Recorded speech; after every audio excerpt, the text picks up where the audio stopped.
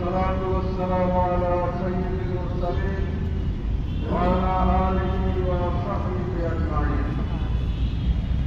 বাংলাদেশ জামাত ইসলামী ঢাকা মহানগরী দক্ষিণ এবং উত্তরের উদ্যোগে আয়োজিত দেশব্যাপী কর্মসূচির অংশ হিসেবে আজকের এই মানববন্ধনের তাৎপর্যিক সমাবেশের জনাব সভাপতি,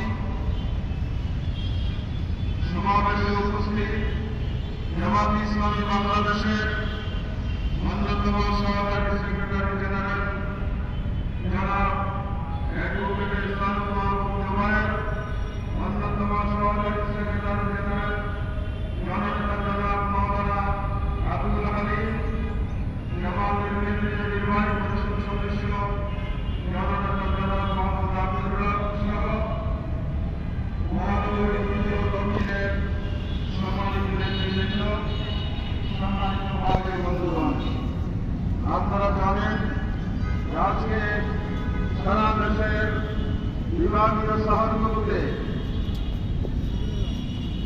5 দফা দাবি আদায়ের জন্য মানববন্ধন কর্মসূচি পালন করা হচ্ছে।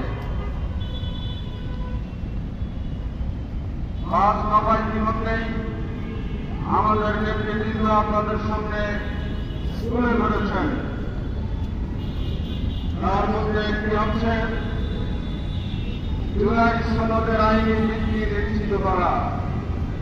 কারণ এর আইনি ভিত্তি যদি দেওয়া না হয় তাহলে 18 কোটি মানুষ আসামির কাঠ গড়ায় তাদেরকে দাঁড়াতে হবে।